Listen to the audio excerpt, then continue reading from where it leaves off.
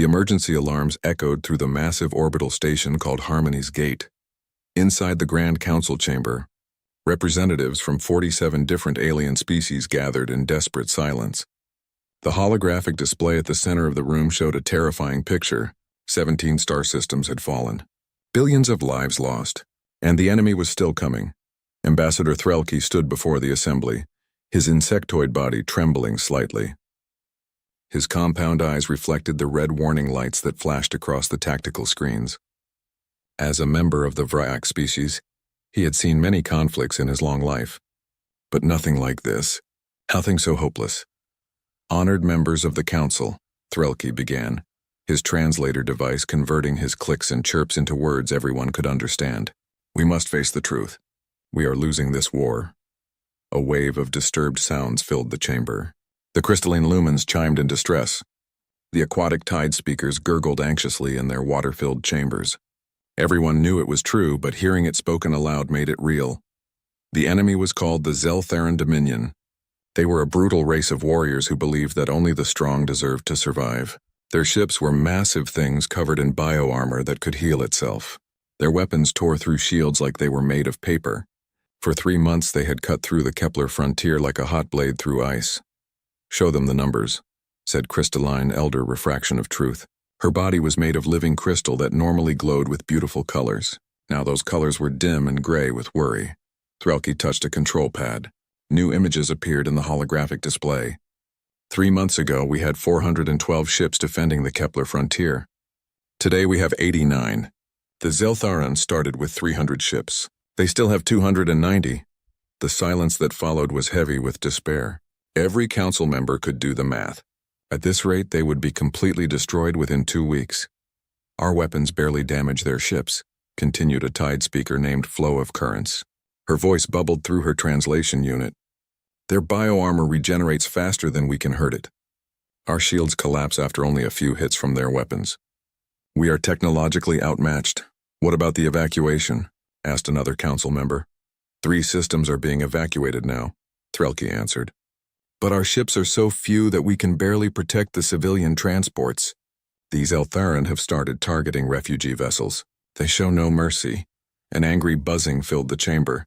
Even in war, there were supposed to be rules.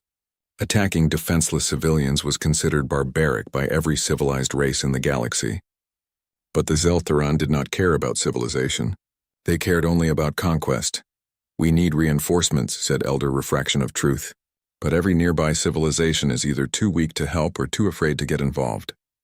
The Zeltharan have made it clear that anyone who aids us will become their next target. Then we are doomed, said a small furry creature from the back of the chamber. We should negotiate surrender terms while we still can. No. Threlke's voice was sharp. There is one option we have not tried. One race we have not asked for help. He pressed another control. A new image appeared in the display. It showed a small blue and green planet orbiting a yellow star. Earth, the home world of humanity. The reaction was immediate and loud. Half the council members started speaking at once. Most of them were not saying positive things. The humans. Elder Refraction of Truth's crystal body flickered with something that looked like disbelief. They have barely been part of the galactic community for 50 years. They are newcomers. Children. They are primitive, added Flow of Currents. They still use kinetic weapons. Metal projectiles. Can you imagine? And nuclear devices, technology we abandoned 10,000 years ago. They are aggressive and emotional, said another council member. Every psychological profile we have on them shows a species prone to violence and conflict. Threlke waited for the noise to die down. Then he spoke carefully. Yes, they are all of those things. But ask yourselves this question. Why would a species keep such primitive weapons if they did not work?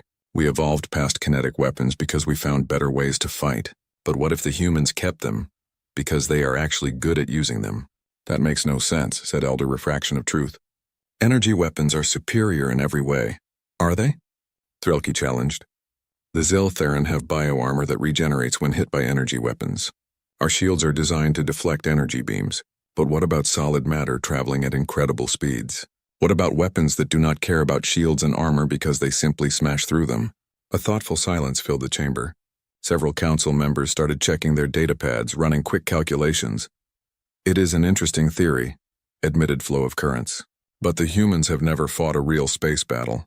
They have no experience with galactic warfare. What good are their weapons if they do not know how to use them? Threlke touched his control pad again. New data appeared. These are reports from human space. In the 50 years since we made first contact with them, do you know how many conflicts they have had among themselves? 17. Small wars, they call them. Border disputes and political disagreements. That proves they are violent and unstable, someone said. Or it proves they practice, Threlke replied. Every other race in this council has been at peace for centuries. We have forgotten how to really fight. We have fleets for defense and ceremony, but we do not have warrior cultures anymore. The humans? They never stopped fighting. They know war in a way we have forgotten. Elder Refraction of Truth dimmed even further. You want to invite a species of warriors to save us from another species of warriors? What happens when the Zaltharan are defeated? Will the humans then turn on us? I have studied the humans extensively, Threlke said. Yes, they fight among themselves. But they have something else. Something rare. They have a concept they call honor. When they make an agreement, they keep it. When they call someone an ally, they defend them. The Galactic Mutual Defense Treaty that we all signed includes Earth. If we invoke Article 7 and request military aid, they are legally bound to respond. And you think they will honor a treaty with aliens they barely know? Asked Flow of Currents skeptically. I think they will honor it because that is what their history shows, Threlke answered. I have read their records. Again and again, humans have gone to war to defend their allies, sometimes even when it was not in their best interest. They have a saying that I find both beautiful and terrifying. They say that you should never leave a fallen comrade behind. If we ask for their help, I believe they will come. The debate continued for another hour. Some council members argued that asking the humans for help was too risky. Others said it was foolish to expect a young species to defeat an enemy that had crushed civilizations 10 times older. But in the end, desperation won the argument. The vote was close. 24 in favor, 23 against. By the smallest possible margin, the council agreed to send a message to Earth. Threlke personally encoded the quantum transmission. It contained all the tactical data about the Zaltharan forces, detailed maps of the Kepler frontier, and a formal request for military intervention under Article 7 of the treaty. The message traveled across space faster than light, carried by quantum-entangled particles. It would reach Earth in less than an hour. The response, if there was one, would take longer. How long before human ships could arrive? Asked Elder Refraction of Truth. Threlke checked the calculations. If they agree immediately and mobilize their entire fleet, they would need to travel through 3 wormhole gates. Estimated time is approximately 3 weeks. We have perhaps 10 days before the Zaltharan overwhelm our final defensive line, said Flow of Currents quietly. Nobody needed to say what that meant. Even if the humans agreed to help, even if they sent their entire fleet, they would arrive too late. The council forces would be destroyed. The evacuations would fail. Billions would die. Threlke looked at the blue planet on his display screen. Humanity. A species they had welcomed into the galactic community with mild condescension. A species they considered primitive and simplistic. A species that still fought with metal and explosives while civilized races used sophisticated energy weapons. Come quickly, humans, he whispered to himself. Prove us wrong about you. Prove that we were fools to underestimate you. The message was sent. Now all they could do was wait and hope that they would survive long enough to see if that hope was justified. Admiral Victoria Chen stood in the command center of Earth's orbital defense station, staring at the holographic message that had arrived 40 minutes ago. Around her, dozens of officers and analysts worked at their stations, their faces lit by the glow of computer screens. The room was filled with the quiet hum of advanced technology and the occasional beep of incoming data. Play it again, Chen said. The message from Ambassador Threlke appeared once more in the holographic display. His insectoid face looked tired and afraid as he explained the situation. 17 systems lost, thousands of ships destroyed, an enemy that seemed unstoppable, and a desperate request for help from a species that had welcomed humanity into the galaxy with barely hidden contempt. Chen was 52 years old and had spent 30 years in Earth's space navy. She had short gray hair, sharp eyes, and a reputation for making hard decisions quickly. She did not waste time on emotions when lives were at stake. Analysis, she said to her tactical officer. Commander James Rodriguez pulled up a series of charts and graphs. The Zeltheron are using bioships with regenerating armor. Standard energy weapons are mostly ineffective because the armor heals faster than it can be damaged. Their own weapons are focused plasma beams that overload shield generators through sustained fire. Council ships are designed for long-range energy exchanges, which means they are weak against sustained assault. And their numbers? Chen asked. 290 ships against the Council's 89. But those numbers are deceiving. Based on the battle reports, one Zeltheran ship is worth approximately 5 Council ships in terms of combat effectiveness. Chen nodded slowly. She had been reading the tactical reports all morning. The Council races had not fought a real war in centuries. Their ships were well designed, but their tactics were outdated. They fought like people who had forgotten what war actually meant. What about their blind spots? Chen asked. Rodriguez smiled slightly. They have several. First, their bio-armor is optimized for energy absorption and regeneration. It is actually weaker against kinetic impacts than standard metal armor. Second, their shields are designed to deflect energy weapons, not solid projectiles. Third, their ships are large and slow to maneuver. They rely on their armor and firepower to win battles, not speed or tactical flexibility. So they are bullies who expect everyone to fight the way they fight, Chen said. What happens when someone plays by different rules? They lose, Rodriguez answered simply. Chen turned to her communications officer. Get me a direct line to the United Earth Space Command Council. All members. Priority Alpha. Within 10 minutes, 12 faces appeared on the holographic display. The leaders of Earth's unified space military looked back at Chen from their various locations around the solar system. Some were on Mars, others on the Moon or in orbital stations. All of them had received the same message from the Galactic Council. I assume you have all reviewed the request? Chen began without preamble. We need a decision. Do we respond? They barely tolerate us, said General Marcus Thompson from Mars Command. They treat us like children. Why should we risk our ships and personnel for people who look down on us? Because we signed a treaty, answered Admiral Sarah Kim from Luna Base. Article 7 clearly states that any member of the Galactic Council can request military aid in case of existential threat. We signed it. Our word means something. There is also the strategic consideration, added Admiral Chen. If the Zeltheron conquer the Council, we are next. They are expanding in our direction. Better to stop them now when we have potential allies than wait until we face them alone. General Thompson grunted. Point taken. What about the logistics? Can we even get there in time? Chen nodded to Rodriguez, who brought up star charts. 3 weeks using standard wormhole gates. But we have an alternative. Skip drive. Several of the commanders looked uncomfortable. Skip drive technology was relatively new, and still considered risky.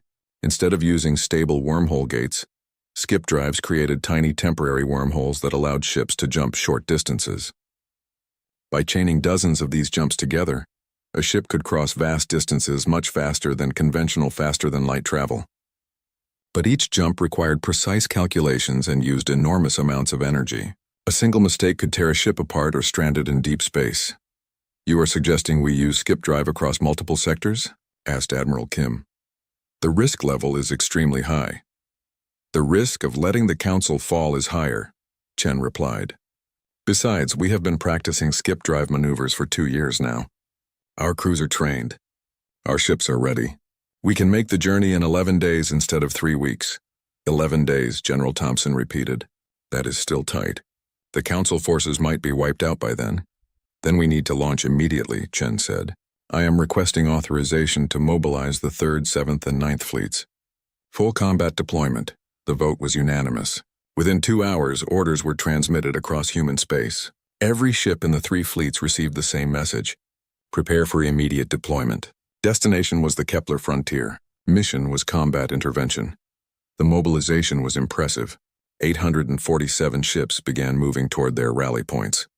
There were massive carriers that could launch thousands of fighter craft, battleships bristling with railgun batteries and missile tubes, destroyers designed for speed and precision strikes, frigates equipped with advanced sensors and point defense systems, and dozens of support vessels carrying supplies, fuel, and repair equipment.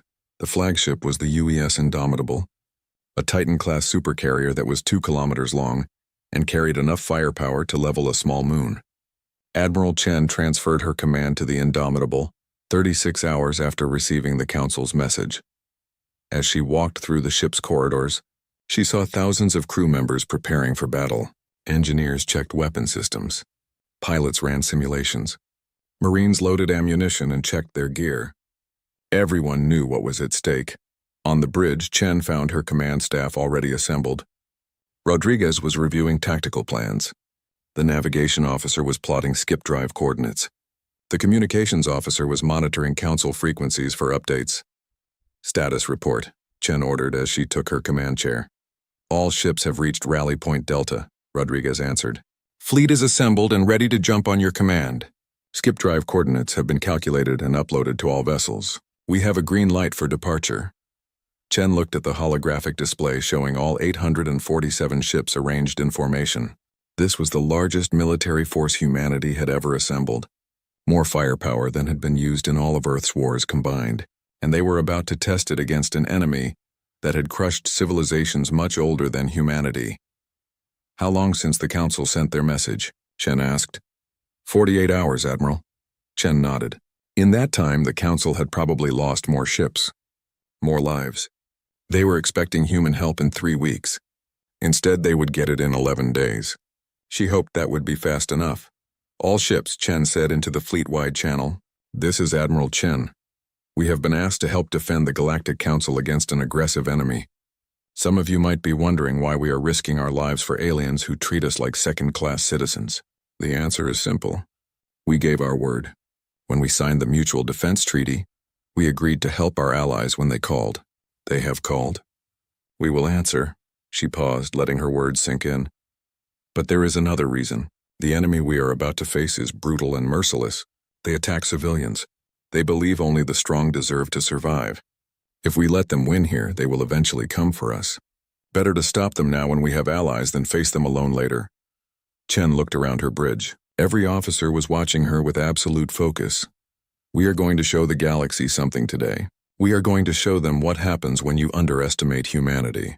The Council thinks we are primitive because we use kinetic weapons and nuclear devices. They think we are children playing at war. Let us prove them wrong.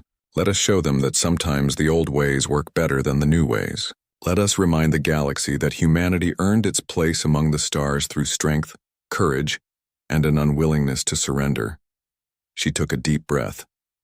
All ships prepare for skip drive sequence. On my mark. 3, 2, 1, mark. 847 ships vanished from normal space in a flash of blue light. The journey had begun. For 11 days, the fleet jumped through space. Each skip drive jump moved them hundreds of light years closer to the Kepler frontier. Each jump required the navigation officers to recalculate coordinates based on gravitational readings and spatial distortions. It was exhausting work that required absolute precision. Chen spent those 11 days reviewing tactical plans and intelligence reports. The news from the Kepler frontier was bad and getting worse. The Council had lost more ships. They were down to 43 vessels trying to protect the last evacuation convoy. The Zeltharan were closing in for the final kill. On the 11th day, the fleet made its final skip drive jump. They emerged from faster-than-light travel 200,000 kilometers from the battle zone. What Chen saw on her tactical display made her jaw tighten. 290 Zelth Commander Devourer of Suns sat in his command throne aboard the Zeltharan flagship, watching the new arrivals with amusement. His species had conquered 17 systems in 3 months. They had destroyed hundreds of enemy ships. Nothing in this galaxy could stop them, and now these newcomers dared to issue threats? Scan the new vessels, he ordered his sensor officer. They are human ships, Commander, the officer reported. Metal hulls, primitive chemical propulsion systems backed by fusion drives, kinetic weapons detected, also missiles with what appear to be nuclear warheads. Devourer of Suns laughed, a sound like grinding rocks. They threaten us with metal and explosives? How quaint. The Council must be truly desperate to call these primitives for help. He leaned forward in his throne. All ships maintain attack formation. We will deal with these insects after we finish the Council fleet.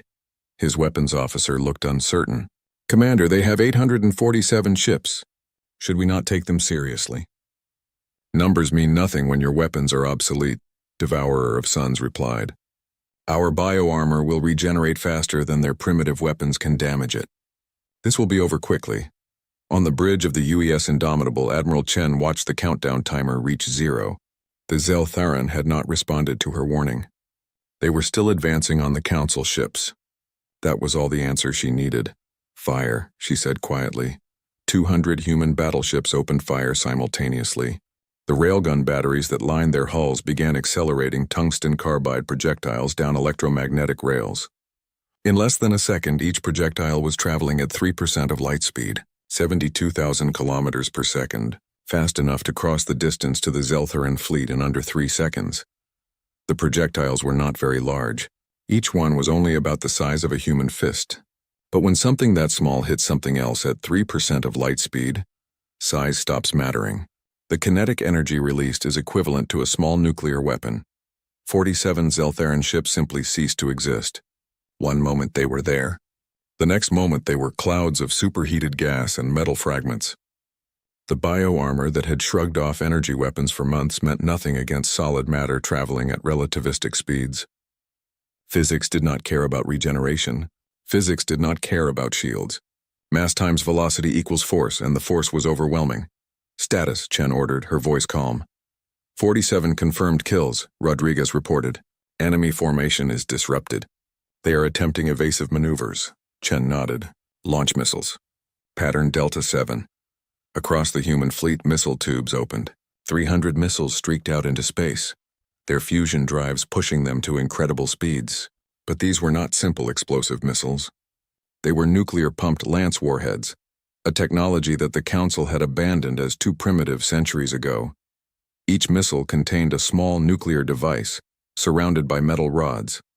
When the nuke detonated, the explosion vaporized the metal and focused the resulting X-rays into tight beams. For a fraction of a second, each missile became a multi-directional laser more powerful than anything the Council had ever built. Then it was gone, destroyed by its own detonation. The 300 missiles detonated in a carefully coordinated pattern across the Zeltharan formation. The focused X-ray beams sliced through bioarmor and shields like they were not even there. 89 more Zeltharan ships died in a storm of radiation and heat. On the Zeltharan flagship, alarms were screaming. Devourer of Suns stared at his tactical display in disbelief. In less than 30 seconds, his fleet had lost 136 ships, nearly half his force, against weapons that were supposed to be primitive and obsolete. Return fire, he roared. All ships target the human vessels. Destroy them. The remaining Zeltharan ships opened fire with their plasma cannons. Brilliant beams of superheated matter crossed the void of space, seeking human targets. The first beams reached a human destroyer and splashed against its shields. Then the human point defense systems activated. Every human ship was equipped with close-in weapon systems, or CIWS. These were essentially automated railguns that could track and engage incoming fire. They were controlled by advanced artificial intelligence that could react in milliseconds, far faster than any biological crew. The CIWS systems detected the incoming plasma beams and began firing. Tiny tungsten pellets streaked out to intercept the plasma. When solid matter hits superheated gas, it causes the gas to disperse and lose cohesion. The plasma beams broke apart before they could reach their targets. Out of every 100 shots the Zeltharan fired, only 3 got through. And those 3 hits were absorbed by the human shields with minimal damage. Their defenses are too strong, the Zeltharan weapons officer shouted. Our weapons are not effective. Then we will overwhelm them with numbers, Devourer of Suns snarled. Close to melee range and board them if necessary. Our warriors are the finest in the galaxy, but closing to melee range meant getting closer to the human fleet. And that was exactly what Admiral Chen had been waiting for. Launch drones, she ordered. The human carriers opened their launch bays. 40,000 combat drones streamed out into space like a swarm of angry insects.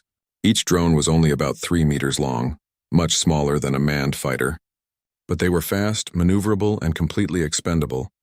More importantly, they were controlled by a single coordinated artificial intelligence that could think and react far faster than any living being. The drones did not attack randomly. They moved in precise patterns, coordinating their movements with mathematical precision. They identified the weakest points on each Zeltharan ship through rapid analysis of structural data. Then they struck.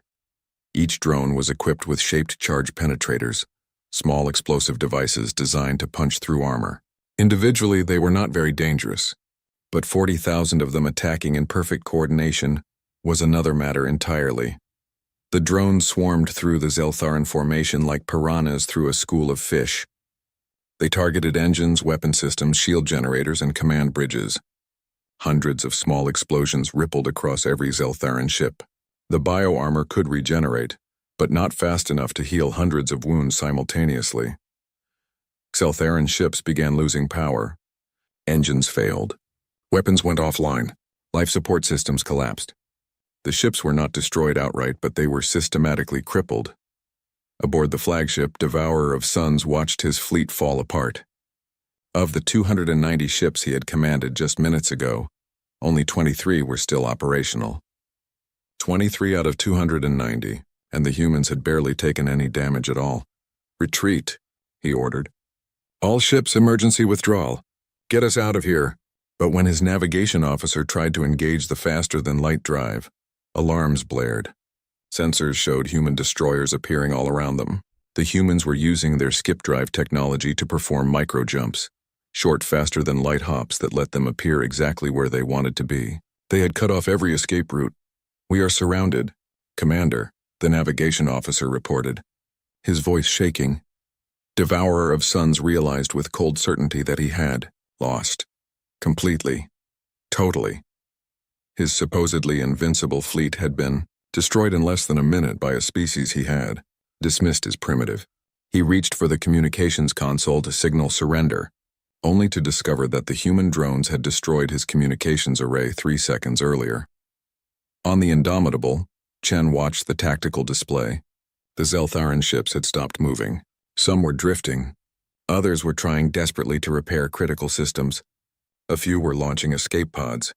The battle was over. "Cease fire," Chen ordered. "All ships, cease fire. Target the remaining vessels, but do not destroy them. Disable only." Rodriguez looked up from his station. "Admiral, total time from first shot to cease fire is 47 seconds. Chen nodded slowly. 47 seconds. In 47 seconds, the human fleet had destroyed or disabled 290 enemy warships. Ships that had been terrorizing the galaxy for months. Ships that the Council had been unable to stop despite their advanced technology and numerical advantage. "What are our casualties?" Chen asked.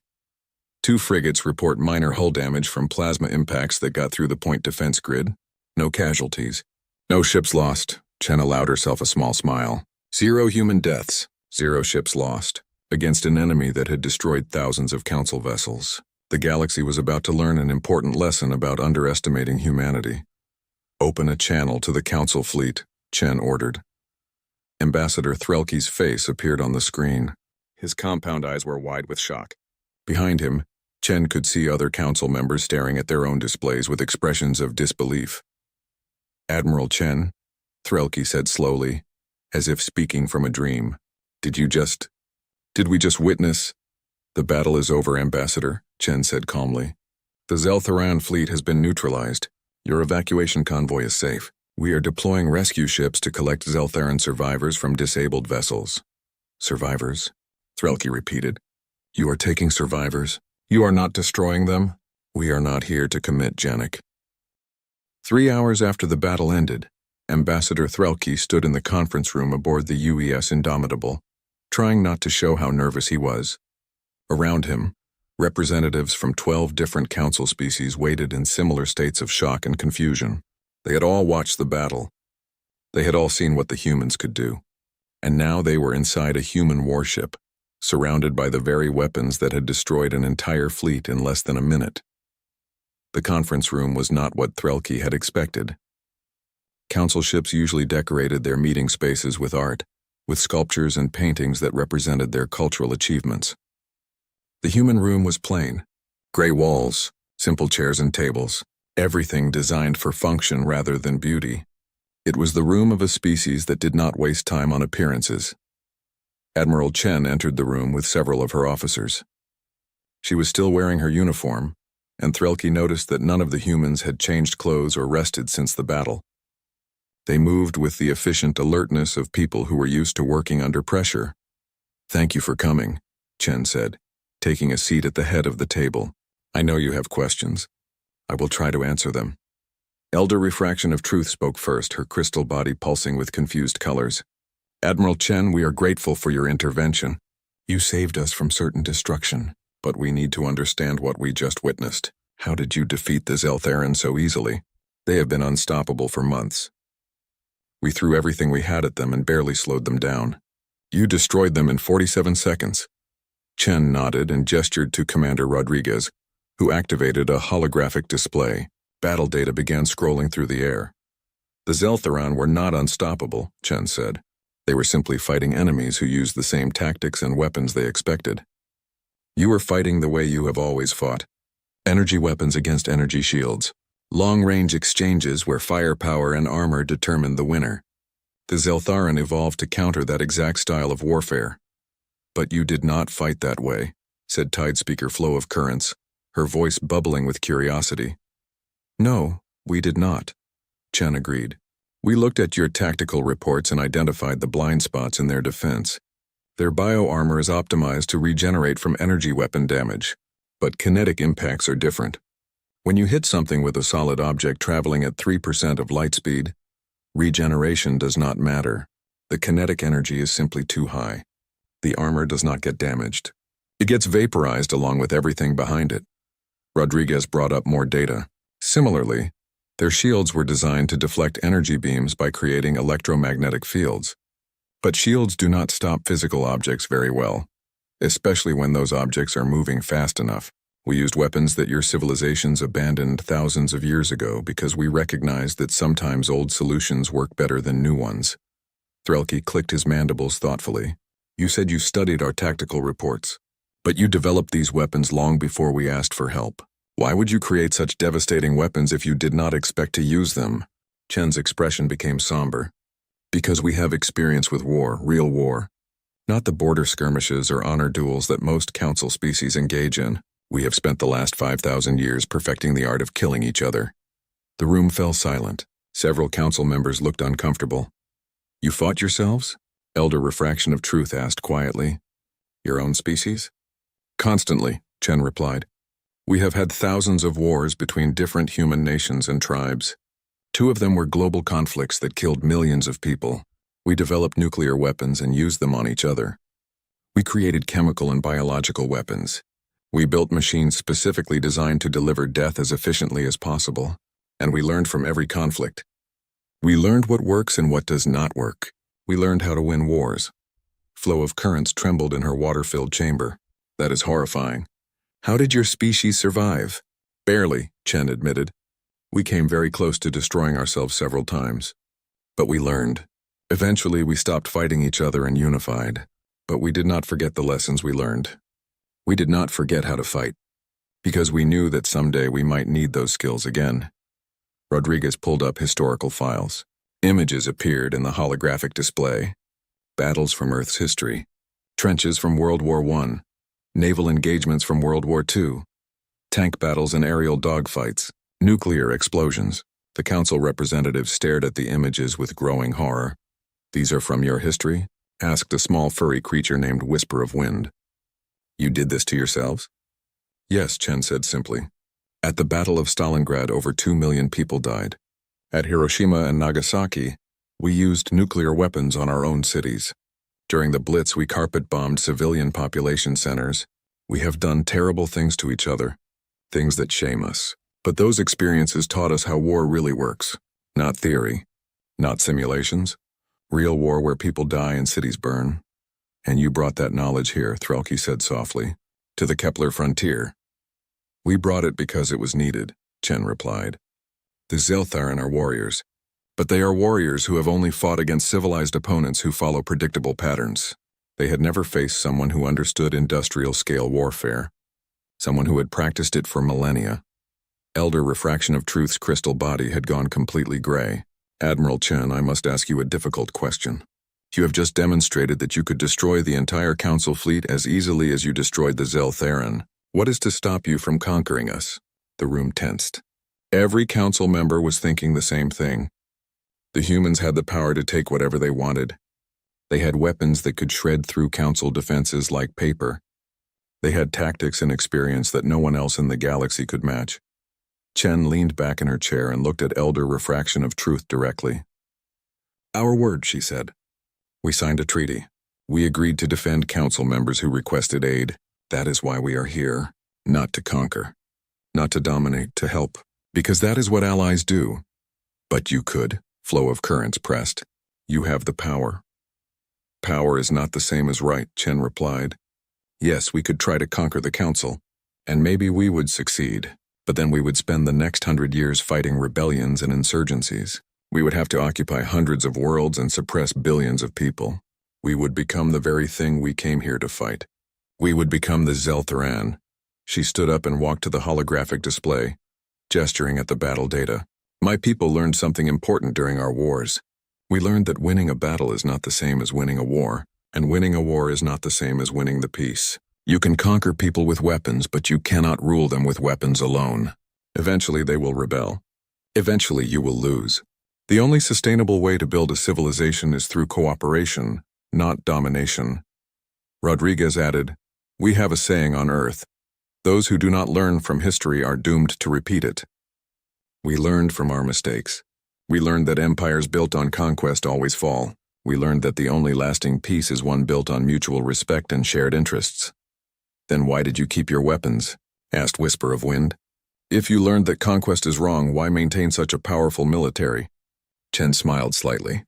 Because peace is not the same as pacifism. We do not want to fight, but we will defend ourselves and our allies if necessary. We keep our weapons as a deterrent, so that anyone who thinks about attacking us or our friends will remember what we are capable of and think twice. We have another saying, if you want peace, prepare for war. The door to the conference room opened. 2 human Marines entered, escorting a large figure between them, Devourer of Suns. The Zeltharan commander looked smaller somehow, diminished by defeat. He walked slowly, his multiple eyes taking in the council representatives who had gathered. This is Commander Devourer of Suns, Chen said, the leader of the Zeltharan fleet. I asked him to join us because I wanted you to hear what he has to say. Devourer of Suns looked at Chen with an expression that might have been respect. I expected to be executed, he said through a translator. That is what my people would have done. But the humans gave me medical care. They fed me. They treated my wounded crew with the same care they gave their own people. I do not understand why. Because the war is over, Chen said simply. You lost, but that does not mean you have to die. We want you to return to your people and tell them what happened here. Tell them that the galaxy is not just strong versus weak. Tell them that there is another way. Devourer of Suns was silent for a long moment. Then he spoke again. I have fought for 30 cycles. I have conquered 15 systems. I have killed thousands of enemies. I thought I understood war, but I was wrong. War is not about being the strongest. War is about being the smartest, and you humans are much smarter than we gave you credit for. Threlke stepped forward. Commander Devourer of Suns, what will you tell your people when you return home? I will tell them the truth, the Zeltharan replied. I will tell them that we met a species that defeated us in less than 1 rotation of a planet. A species that uses weapons we thought were prim 2 months after the 47-second battle. Ambassador Threlke stood in the rebuilt conference chamber on Harmony's gate and barely recognized it. Human engineering teams had repaired the damage from Zeltharan attacks in just 6 weeks. More importantly, they had improved the station's defense systems and added new medical facilities. The humans did not just fix things, they made them better. The peace conference was about to begin. Representatives from the Galactic Council, the United Earth Space Command, and the Zeltharan Dominion were gathering in the same room. 3 months ago, such a meeting would have been impossible. The Zeltharan did not negotiate. They conquered, or they died trying. But things had changed. Humanity had changed them. Admiral Chen arrived early, as she always did. She had spent the past 2 months overseeing the stabilization of the Kepler frontier. Human ships patrolled the borders. Human engineers helped rebuild damaged stations. Human medical teams treated wounded from all species, including former enemies. And slowly, gradually, the galaxy was learning that humanity meant what it said about peace. The Zeltharan delegation arrived under heavy guard, though Threlke suspected the guards were more for show than necessity. Leading them was Void Queen Ascendant, the supreme leader of the Dominion. She was enormous, even by Zeltheran standards, with battle scars covering her armored body. She moved with the confidence of someone who had never lost a fight until she encountered humanity. "Admiral Chen," Void Queen Ascendant said through her translator, her voice like grinding stone. "We meet at last, Your Majesty," Chen replied with a respectful nod. "Thank you for agreeing to this conference on Did I Have a Choice?" The Queen's multiple eyes studied Chen carefully. "Your fleet still patrols our borders. Your weapons still point at our worlds." "Yes," Chen said simply, "and they will remain there until we have an agreement that ensures peace. But those same weapons are also defending you now. 3 weeks ago, the Korvash Collective attempted to invade your southern territories thinking you were weakened. Our Third Fleet intercepted them. The Korvash retreated." Void Queen Ascendant's posture changed slightly. Threlke, who had studied Zeltheran body language, recognized surprise. "You defended us? We who attacked the Council?" "We defended the region," Chen corrected. "We are not interested in revenge. We are interested in stability. If the Korvash had invaded your space, it would have created a power vacuum and led to more wars. Better to stop the problem before it starts." The formal conference began an hour later. Elder Refraction of Truth, as senior council member, opened the proceedings. "We are here to establish terms for a lasting peace between the Zeltheran Dominion and the Galactic Council. The humans have offered to mediate these negotiations. For 3 days they debated. The Zeltheran would withdraw from all conquered systems. They would pay reparations to the families of those killed in the war. They would demilitarize their border zones and allow Council observers to verify compliance. In return, the Council would provide economic aid to help the Zeltheran transition to a peace-based economy. Humans would guarantee the security of both sides during the transition period. But Chen pushed for more than just a ceasefire. She pushed for integration. "Reparations and withdrawals are necessary," she said on the 3rd day, "but they are not sufficient. If we stop there, the Zeltheran will rebuild their military in secret. The Council will live in fear of another attack. And in 20 years we will be right back here. We need something deeper. What do you suggest?" Void Queen Ascendant asked. Chen pulled up a holographic display showing various proposals. Technology exchange, cultural exchange, joint research projects, trade agreements. We need to give both sides reasons to maintain peace beyond just fear of punishment. We need to create economic and social ties that make war unprofitable and unthinkable. "You would trust us with technology?" the Queen asked, her voice skeptical.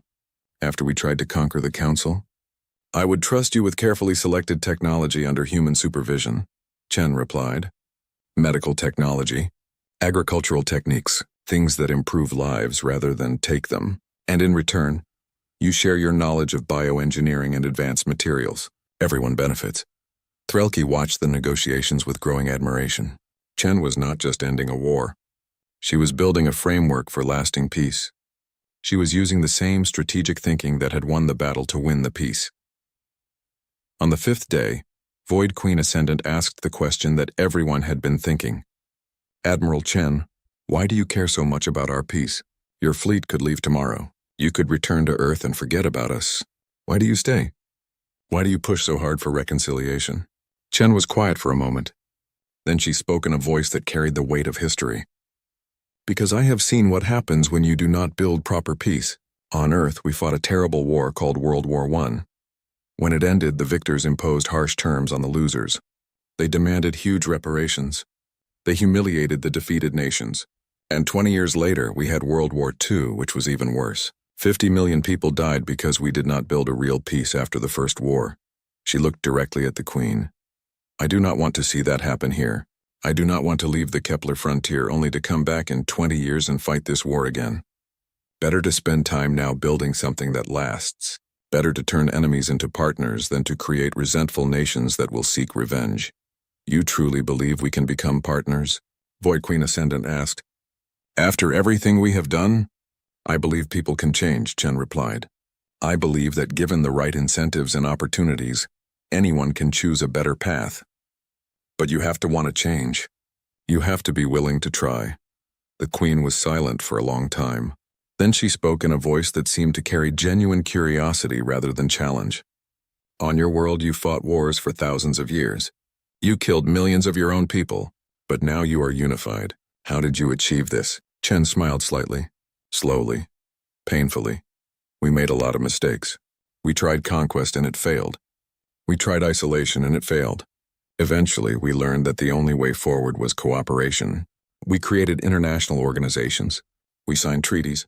We learned to solve problems with words instead of weapons. It took us 300 years to go from world wars to world peace.